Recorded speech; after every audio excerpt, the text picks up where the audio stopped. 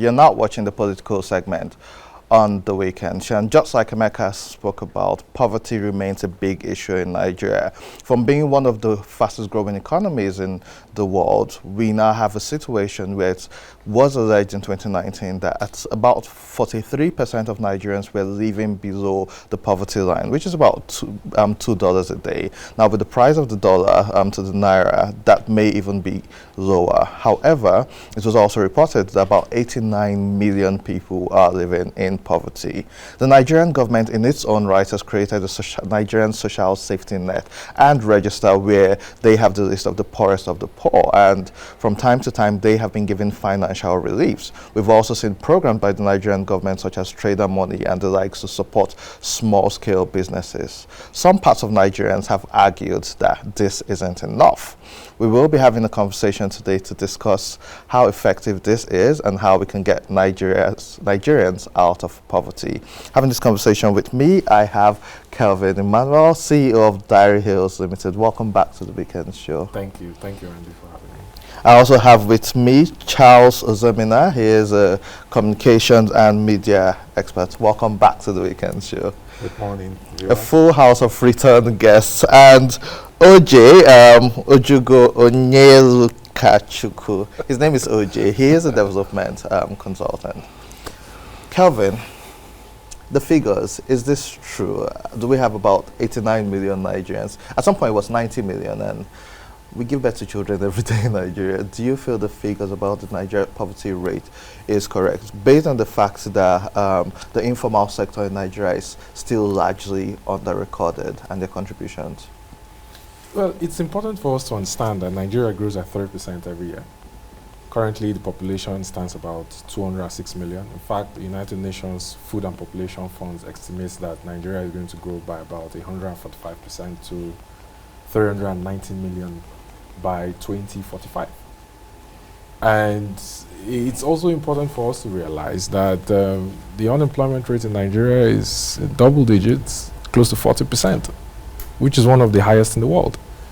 The drop in the value of the naira and the rise in the inflation rate, the food and the cost price index has really accelerated the amount of people who have gone below the poverty line because the purchasing power parity of their naira has depreciated further. So it's going to be an interesting conversation really on the social investment programs and what effectiveness is had on the people. Really, the government says one thing and the numbers say otherwise. And it's also a dicey conversation when you think about the fact that most Nigerians would ask for the social register to be accessible, but you also have data protection concerns, and so it's hard to verify. But Charles, sometimes when the government recovers looted funds, the countries give specific instruction on how the money should be disbursed. And so, for instance, I know with some of the Abacha funds, which was recovered, the Nigerian government agreed to the terms that they had to give the money to the poorest of the poor. And this comes from the government to Nigerians like, hey, we're doing giveaway, come get this. So do you feel that this is being poorly communicated to people, which is why it gets a lot of backlash, or there's lack of trust in the system to actually even get these funds to the poorest of the poor? I think that basically there's lack of trust in the system and the way and manner the information are being collated. But I'm looking at it practically from the result. And so you give people money. Are you giving them the money for them to escape from poverty, or are you giving them money for them to endure poverty? So social investment is being practiced across the world by responsible governments in order to, first of all, share prosperity and as a core strategy of removing people from extreme poverty. But you know, those looted funds, the issue is that and then disbursement, how verifiable are they? Okay, what impact are they making? Because you are creating social investment program. So what kind of impact? Are you just dashing people money? What value are they bringing back into the system? For instance, you want to create a social investment, social safety net program, and then you have families to train their children to school. So in other words, those children will come, graduate tomorrow, get employed, add value to the system. So there should be a clear-cut transparency in the disbursement of funds and then balancing it, knowing fully well that Nigeria, we have different sections of this country. So even if when you are giving it, you are giving those, aids. So how are you Are you favoring one area, one section, or are you making sure that everything is evenly distributed? In Bangladesh, for example, they have over 27 social safety net programs. And then there are those that they give to the aged, to the widow, those we call the hoi polloi of society, or the lumping proletariat, that are the helpless of the helpless. So in trying to meet up with these challenges of trying to conquer poverty, so government must equally apply some instruments of transparency, fairness, and balancing. That is the key way to go. Okay, so the government says to reduce the poverty level, high rates of inflation, like how about we give about 2 million Nigerians about 5,000 naira monthly.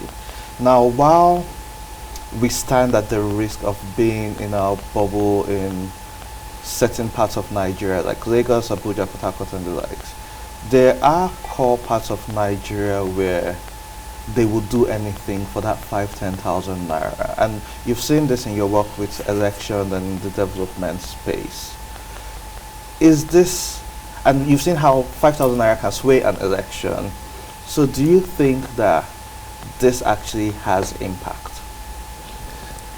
First of all, 5,000 naira is even too much. Because we've seen places where 2,000 naira, 3,000 naira changes things when election is, as far as the election is concerned. But in discussing this, I want to bring an important statistics to the table. In the past 10 years, a particular demography in Nigeria has grown by over 30%. That's those between the ages of 8 and 20. And if you Google the poorest nations in the world, there are those who this particular demography between ages of 8 and 20 are in high number, which means they are dependents. And they are the ones actually putting pressure on the people that are going to take care of them and making them poorer or making them a bit more, channeling their resources towards them. So in discussing this, you find out that is that 5,000 going to really work? Where are you giving the 5,000 to? Which demography of people, age-wise, are you giving the 5,000 to? Is it going to work? Because for the past 7.5 years, we've been doing this tokenism thing from trader money to is it SIP to a lot of them. It hasn't really worked.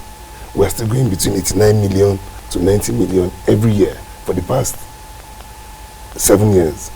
And they say it's only a crazy person or a mad person that will continue doing the same thing over and over again and expecting a different result. I think the best thing to do is create a conducive environment for people to trade, people to be able to do business, and naturally the numbers will go down. As against giving 5,000. If you give those guys 5,000 now, is that they are going to eat? We also have a drug problem in Nigeria, even though we don't like to admit it. They are going to take tramadol. They are going to take what are those other things that they take. So I don't think the 5,000 thing is going to work. Okay, let me come back to Charles. Back to the communication of some of this. When we have these social investment programs, in most cases, this money is not free money. From some of the research I've done on most of this, they have schemes where they give 5,000-10,000 naira. If you pay it back, you should get some more, and that should show that it's been profitable.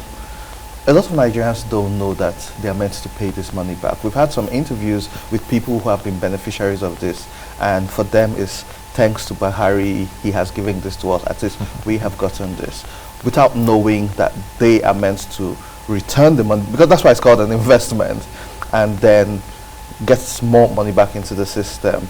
How do you think this should be addressed?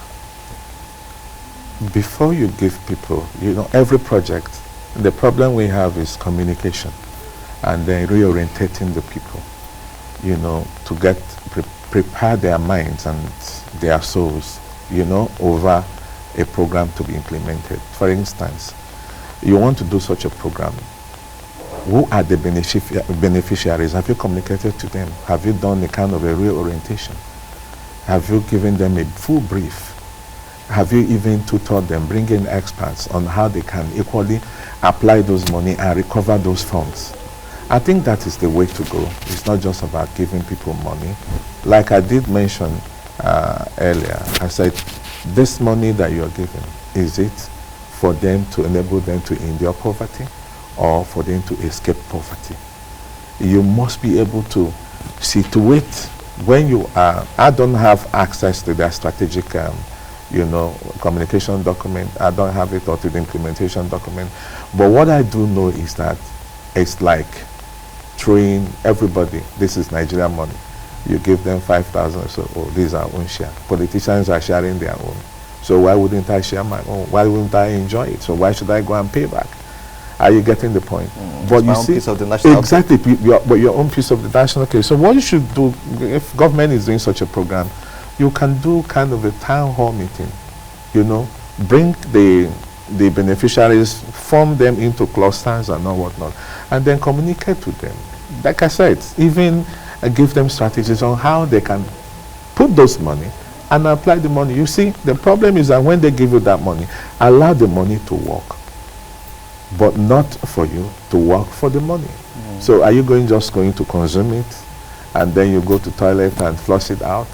Or are you applying it into a business that will generate income and then that will add value to the system? That's what I'm telling you. So when you are doing this kind of a program, it needs to be structured. There's no any emotion involved. This is public money.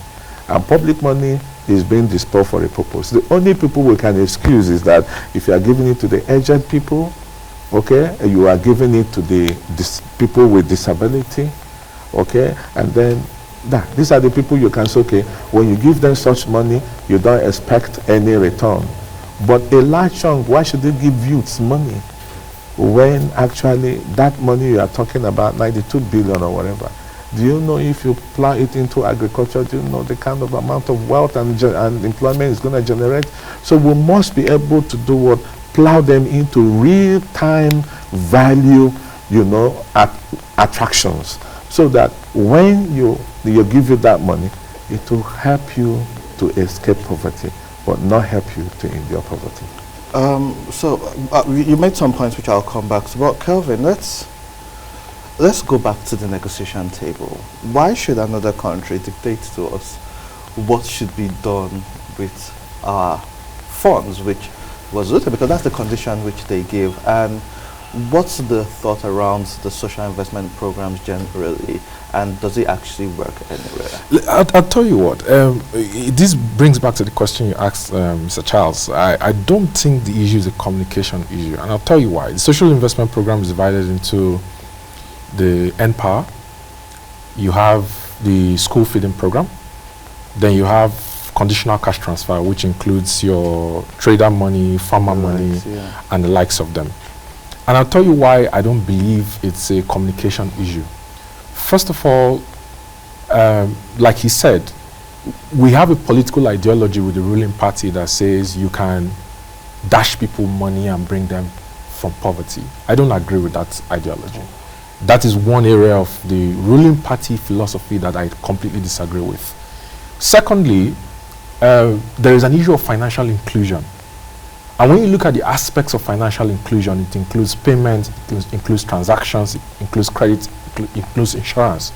Now, you notice that a few years ago, the FEC asked the CBN governor to raise the amount of money banks give out to businesses as loans. The CBN governor came and made a pronouncement and said, all banks should raise their LDR to 60%. I was laughing because you don't ask the banks to do business if they've not seen the profitability and viability of it. The banks refused to raise their LDR. Instead, the banks opted to pay fines to the CBN for refusing to raise their loan deposit ratio. Now, here's my point. The CBN, as a regulator and as Apex Bank is not empowered to directly give loans out to the people. It doesn't have the structure to do credit assessments. Now, on the side of the deposit money banks and the financial service providers, the reason why they are not giving out credits, which is one of the aspects of financial inclusion, is because there is no infrastructure for them to be able to assess the viability of the people they are giving credit to. So you have a situation where the banks are giving out loans to the people that are the usual culprits, the people they know, who, by the way, has a very high non-performing loan book record. The solution is for the government to build a system that moves credit from collateral-based to credit-based. If you build an infrastructure that collects data and enables the government, the CBN, to be able to monitor the credit history and reports of the people, you're going to see the loan deposit ratio to small and medium scale enterprises increase because the banks will see viability in giving out credit to the people. And to be honest with you, statistics show, you saw what Grameen Bank did in Southeast Asia. Statistics show that people who have lower means and are assumed poor actually have a higher repayment ratio for loans than the richer businessmen. Yeah. Look at the record of AMCON. AMCON has about 5 trillion naira in non-performing loans. Look at the record. And 99% of that loan are to the usual culprits, the large businesses. Yes, exactly. So for me, the problem is not communication. The problem is structure. The CBN is acting as a regulator and a participant in the market. You need to set up credit guarantee institutions, move the responsibility for disbursing credit to the private sector. But for them to be able to disperse the credit, they need infrastructure to be able to assess the viability of the people. And like he said, trade, not aid. You don't dash people money and expect to pick them out of poverty, because they take that money you give them every month and they buy the same commodities you import, and it's the same virtual cycle of poverty. So, OJ, going to the grassroots, and we'll come to the place of the average earner. I'm a Nigerian and I've been hit by inflation, I've been hit by a whole lot, because some of us run businesses also and we know how it affects us, but we'll come to that. But OJ, he spoke about financial inclusion, which is extremely important. There's still a high number of unbanked in Nigeria. I remember a couple of years ago when the banked population was still below 50 million in Nigeria, way below. However, we still have a situation where just last week I heard about 72 million SIMs or something have been banned because they didn't register for NIN. The government has pushed for registration of our SIM cards for BVN and the likes, and voters registration cards. Why do we still have a system where fiscal cash is still being counted and given to people in their hands? Why can't this whole infrastructure and knowledge and policy to document Nigerians, why do we still hide behind there's bad network and still give people fiscal cash? First of all, I think the first problem is lack of infrastructure. The second one is trust deficit. The third one is probably, I don't want to say illiteracy or ignorance, but let's just leave it at trust deficit, because they believe you put your 5,000 naira in the bank, you transfer 1,000 to my brother here, they'll charge you 5 naira or 15 naira for the transfer, charge you another 5 naira for the text they are sending to you, charge you another 3 naira for the text of the text that they send to you, and so on and so forth. So they don't see any profitability or any use in taking it to the bank, except when they had to send money to one or two places when they want to do business. And I like what my brother said about our banking system. It appears that Nigeria is the only place where our banks are declaring profits year in, year out, and your manufacturing industry is actually going down. If you want to get a lot of people out of poverty, young men like you and I, expand the middle class, make the banks lend money to people who actually have serious business plans at single-digit interest rates. I will never go to the bank to borrow money for anything. Of what use is it, me going to the bank and they're telling me it's 21%? And it's not like it's 21% of everything you are borrowing. but they have a way of structuring it such that it's every month and it keeps increasing, and per payment and all that and all that. So we need to look into our policies when it comes to banking and financial inclusion, and also infrastructure. I'll give you a good example. The POS thing. Yes. That policy exploded and helped a lot of Nigerians. Any young person, coppers, just look at them. You find every corner you go to. You are not thinking about, where is bank here, where I can withdraw. The first thing you say is, POS there around. Agency banking. And it has solved a lot of problems. Those are the things we have to look at. And then skill acquisition. So one of you mentioned skill acquisition or something. I walked into Studio 24 to take a passport photograph. And the lady that attended to me was a deaf mute. I was able to find that out because I was very observant. When she wanted to touch my head, to adjust my head, and I said, okay, that was where I picked interest. Yeah. And then she adjusted the head. And then while I was waiting for the passport to be ready, I noticed the way she was attending to other people. So I had to ask one of our colleagues, can't she talk? He said, no, that she's a deaf mute. I was really happy. And I even tweeted about it. That is skill acquisition. She's earning. Yeah. She will transfer money to other people. She will help other people. She will eat on her own. She won't beg anybody for money. That is what the government should be doing as against dashing people money. It's done in other developed countries. Teach this person how to be a plumber. Teach this person how to be a photographer. Teach this person how to be a mechanic or something. And then you will see a lot of people will come out of poverty. And then those of us that are in the middle class that probably have projects, you go to the bank and say, I have this business. This is the business plan. I think we'll do 20% in the first year. And we'll do another 40% or 50% in the second year. The bank looks at it and it's viable. And they give you the loan for the project. Let's say 150 million and it's 4% interest rate. Gladly, Nigeria will thrive again. The economy will thrive again. This tokenism we are practicing is simply. Let's hear Charles. Exactly. I want to expand a little. The problem we have is our educational curricula. It is archaic, outdated, useless. Yes. And no longer a functioning system that will translate into wealth in this modern era. Our universities are even on strike. And I'll give you example. I'll give you example with Switzerland. I have a friend. His son wants to read banking and finance. The system is that you have to go and work in a bank after your secondary school for 9 good years in a bank before you'll be allowed to read banking and finance in the university. So you find out that by the time he has gone through the rudiments and the practice in the banking sector for 9 good years, and then goes to the university to go and acquire more knowledge of it, he's what? He's a pure professional. Yes.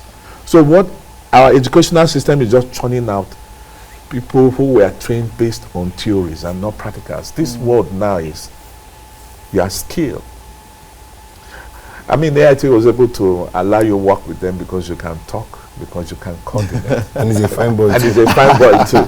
And so in other words, you have a skill, and that's what is sustaining you here. But you can't. I am an employer of labor. I know what I battle with when I call people for jobs and I put them on trial. So you'll be shocked about how unemployable that's a good question. I wanted to respond to what my brother said here about single-digit interest. I need us to understand something. You see, the CBN does not have the power to reduce the lending rate. There's what is called the inflation to interest yield curve. The CBN always has the responsibility to align the inflation to interest yield curve. If you look at the US, you see that inflation has gone from about 2.83% to about 7%. The Federal Reserve, in its forward guidance for 2022, has advised that it's going to raise the rates up to match up with inflation. And the reason is because whenever there's a gap between your interest and your inflation level, there's what is called a negative yield on investors' money. Yeah? So they always have to align the rates to the inflation level. Now, for the way for you to bring back the inflation to single digits The only way you can get the CBN to bring the interest rates to single digits, the lending rates, is for you to bring the inflation level to single digits. And the way for you to do that is to pay attention to the two levers that controls cost price index or inflation in Nigeria: food and fuel. Which brings us back, circle, to the conversation we have today: productivity. If you raise the level of cash in circulation and you don't increase the productivity index, inflation goes up. So how do you pump money into the system for conditional cash transfer in a bid to alleviate poverty, but you don't pay attention to raising the productivity index of the people? Because that's how you calculate your per capita income. Kevin, I have a question for you. Because we cater to every Nigerian, the educated, undereducated, non-educated, let's talk about our population. We don't lack policies in this country. We don't lack the knowledge, but we still have the people problem. Every day people are churning out kids like products. So if we have all of this being put in place and our population is constantly rising, will this have any dent in the poverty rates? You're asking me about what I think is a solution to raising the wealth at the same pace the population is growing, correct? Yes. If I'm correct? I'll tell you what. Nigeria has 14 million farming households. So instead of you give them 20 billion every month, if you do 20 billion every month, you're doing 240 billion in a year. Why don't you take out maybe 100 billion? 55 to 60 billion will buy you mechanization equipments, from tractors to attachments like harrowers, plow, boom sprayers, combined harvesters. Our company has a commercial farm, 80 hectares.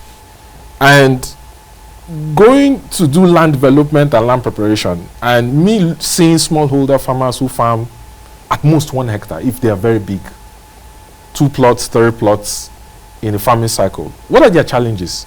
They don't have money to pay for bulldozer. An average bulldozer costs 120,000 per day. Diesel it's gone up from 56,000 per day to 120,000 per day. They don't have money to pay for tractors to prepare the land for planting. And if you don't have money for mechanized equipment, you can't do more than 2 or 3 plots in a season. There is a cooperative in Kano called the Kiru Cooperative. They started out with less than 20 people. Started out very small.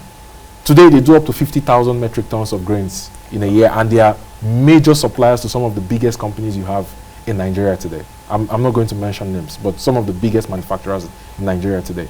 So for me, the solution is to start with what these poorest people in Nigeria do. Farming. 14 million farming households. That's your unique selling point. Yes. Instead of you to dash money, why don't you put that money into mechanization, into providing hybrid seeds that they need? For example, the local variety of maize does about 1.6, 1.7 metric tons per hectare. The improved variety does from 5 to 8 metric tons per hectare. Wow. They need chemicals. They need fertilizers. Fertilizers are expensive. A bag of fertilizer now is 17,000 naira, even if it's still below the average global price, which is about 24 to 27,000 naira per bag. This is Nigeria. The Presidential Fertilizer Initiative is subsidizing to 5,005. But how effective is that in getting at the people who need it in northern Nigeria, in the south, and in the southwest? Because I know for a fact in the past we've seen them allocate fertilizer to people who then go and resell, and it still goes back to the inflated rate as well. Exactly. So these are the issues. So for me, I'm like, if you have 14 million farming households in Nigeria, the quickest way to lift them out of poverty is for the Minister of Agriculture to sit down. How many places in northern Nigeria, in southern Nigeria, can I develop irrigation clusters for not just wet season but dry season farming? Because Nigeria practices mostly wet season farming. Farming season is upon us in May. Can we do dry season farming? And can the Minister of Agriculture develop irrigation clusters in the Sahelian belt in northern Nigeria, where there's a lot of deforestation and the level of rainfall is not as much as you have in southern Nigeria? This is the job. This is the brief of the Minister of Agriculture. This is his brief. His brief is to go with a plan to the Federal Executive Council and present to them and say, we can make better use of this money and lift the people out of poverty than putting this money into social investment program like conditional cash transfer. That's why you have a job. OJ, he spoke about mechanization. About a month ago, we had fuel scarcity for close to 6 weeks, which affected all of us. I remember Bill Gates saying Nigeria's biggest and best resource is its human capital, the youth of Nigeria, the young people. And I get to speak to entrepreneurs every week, and I've seen a high number of entrepreneurs shut down their businesses. Let's bear in mind that not all of them came in to solve problems. They came because they couldn't get government jobs, they couldn't get structured jobs. But now these businesses are shutting down.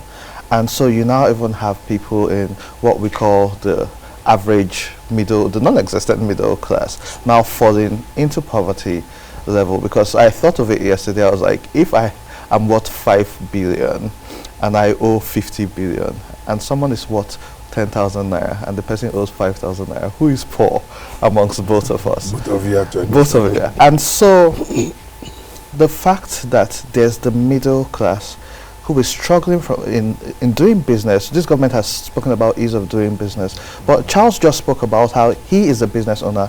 It's hard to employ people, but even when you do, with the mechanization, when you don't have fuel for it, just as between last night and this morning, the national electricity grid collapsed. And so for some of us who have businesses, like studios such as this, have to run generator till whenever this is fixed. How do you address this?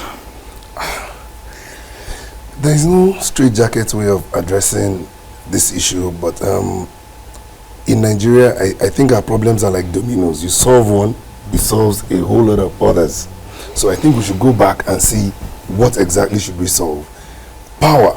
For 60 years plus, I cannot believe that we are still talking about power issues. It's not 60 years. Since 1883.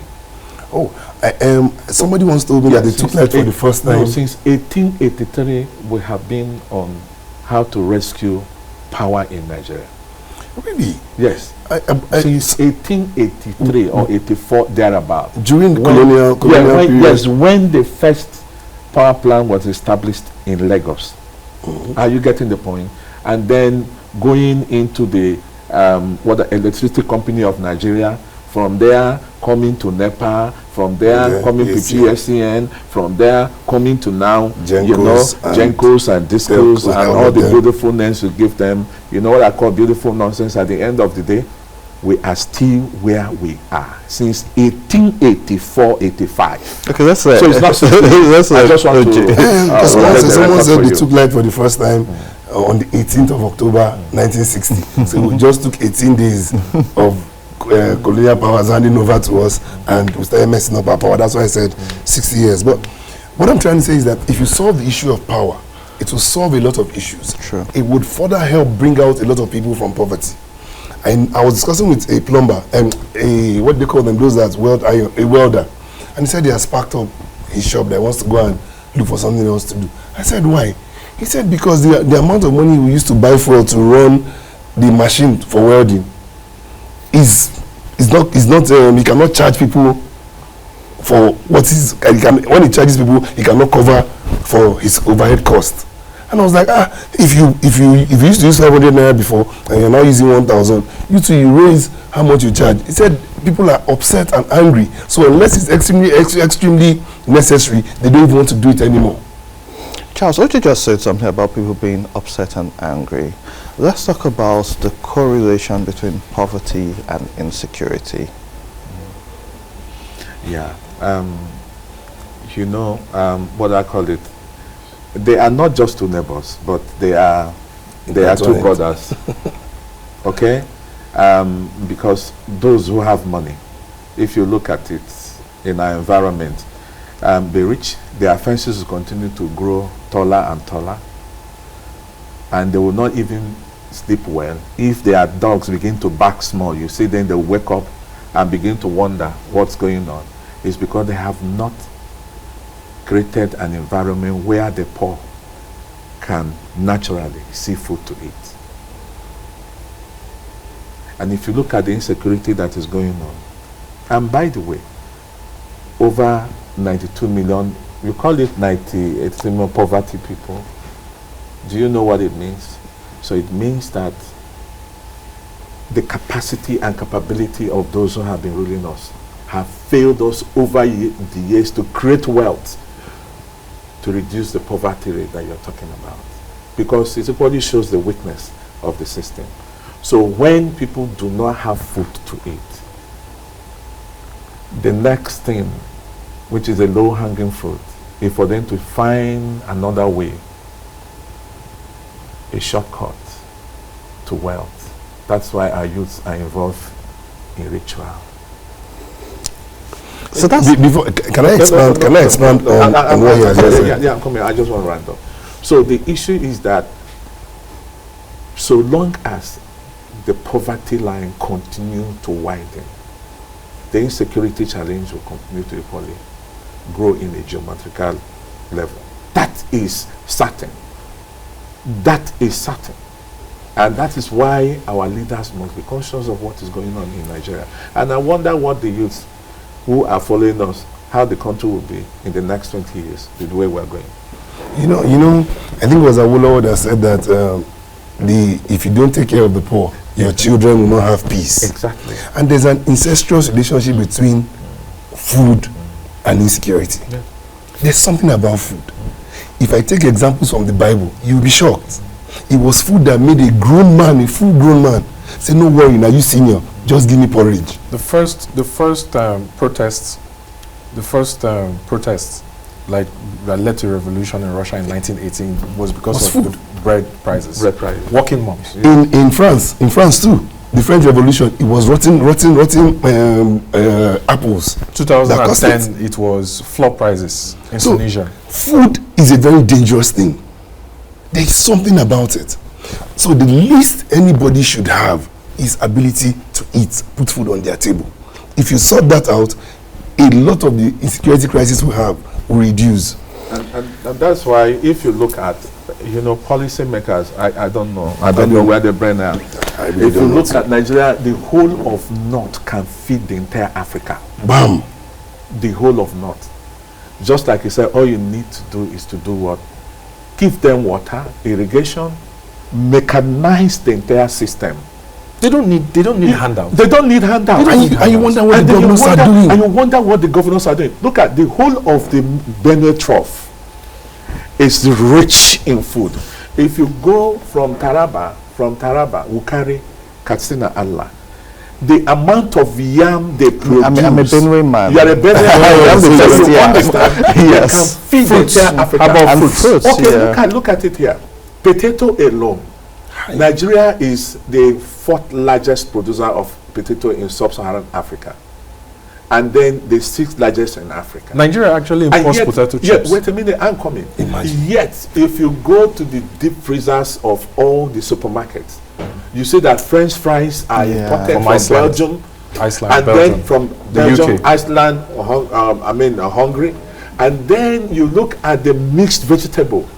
Have you Yeah. come to Plateau and see the freshness of the vegetables everywhere? But again, lack of information, my brother. I want to tell you, because I was involved in looking at how we can tweak our policies in potato production in the area of production, mass production, processing, packaging, logistic, and then storage. I was about And to then say that we lose a even- high percentage Exactly. due Even to in the seed waste. value chain alone is a whole lot of industries that the private sector can involve in. But you see, the policies have to be right. The orientation has to be right. That's why I keep on hammering on the orientation. Even if you want to give somebody money, okay, I'm giving you money in order to aid your poverty, but what can you do with that money?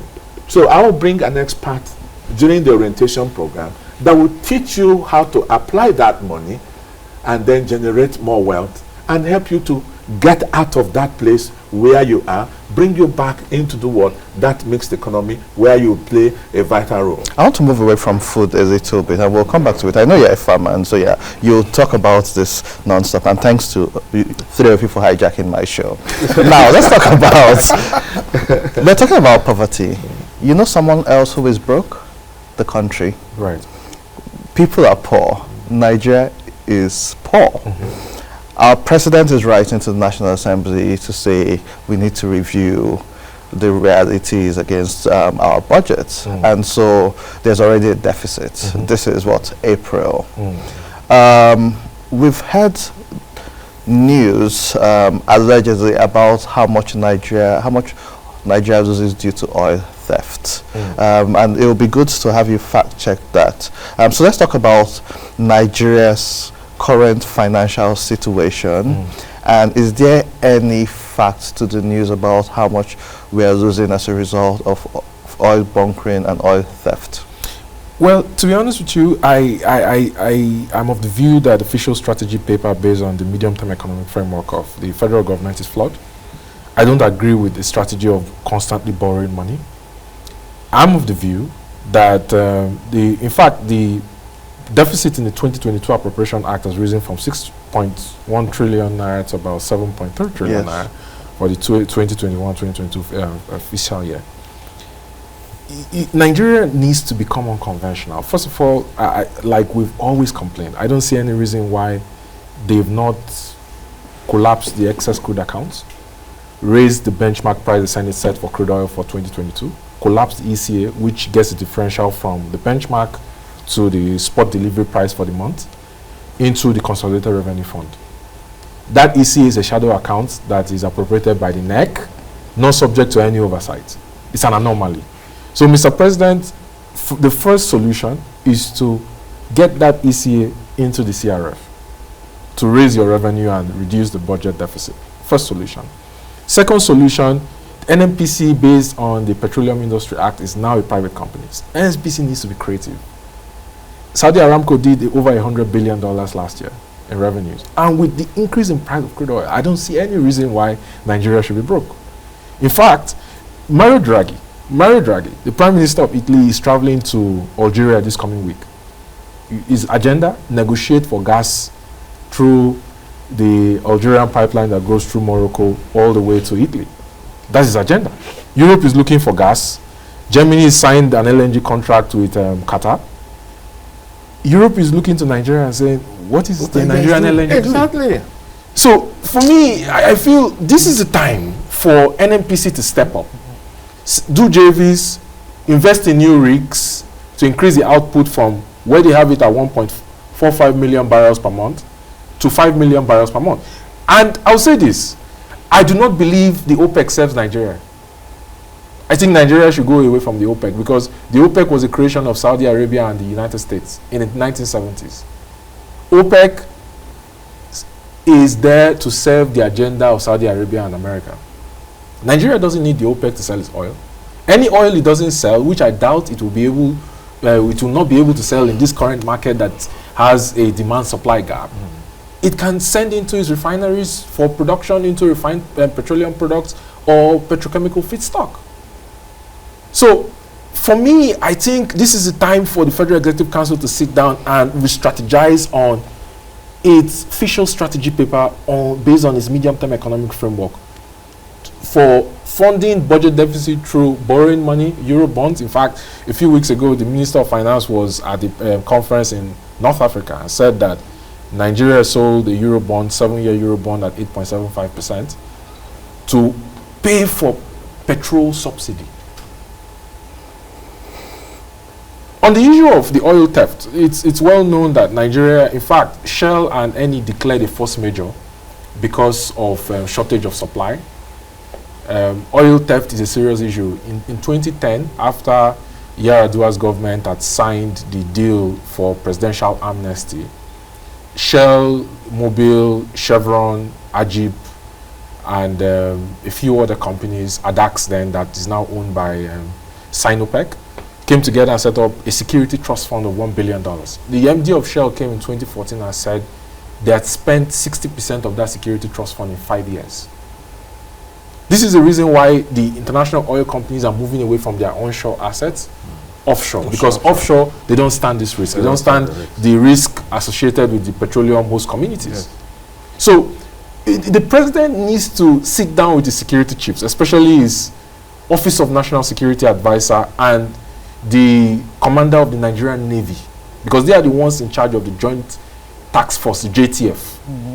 The amount of oil theft going on in Niger Delta, in Brass, in Bonny, in Escravos, in Eket, cannot happen, in Nembe, cannot happen without the collaboration of certain people. I'm not going to mention names. Yes, big names. But the president knows who the players are, and he needs to sit down with the security chiefs and ask them, what is going on? If you cannot explain, then you have to report. Nigeria, you know how someone say problem no they finish. But that's just the But truth. we must use our platform to have this conversation and speak truth to power. I remember when this current administration came in 2015, and the then Senate President Bukola Saraki was constantly talking about buy Niger to save the Naira. It was a huge campaign which lasted all of 2 months, and we went back to business. People couldn't do forex transactions. There was all sorts.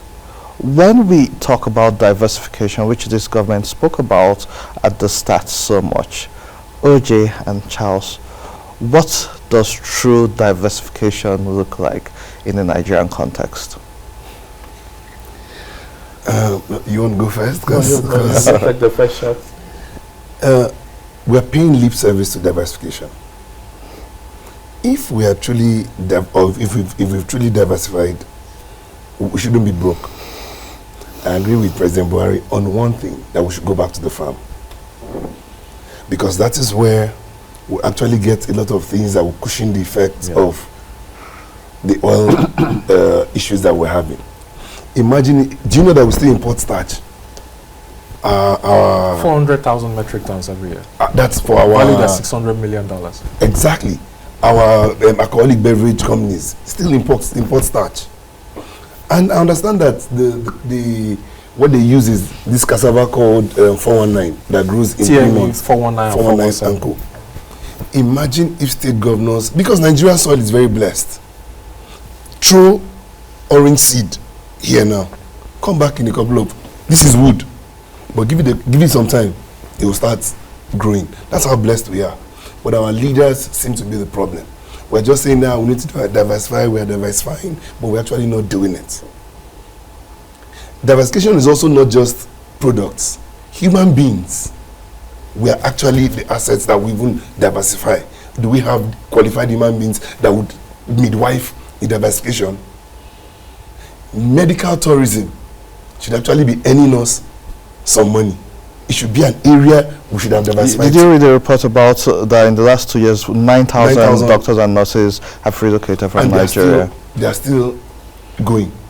And let me just say this: that is not even the true number, because a lot of people have gone through the back door, and they will still come out later. So we are actually just paying lip service to this diversification issue.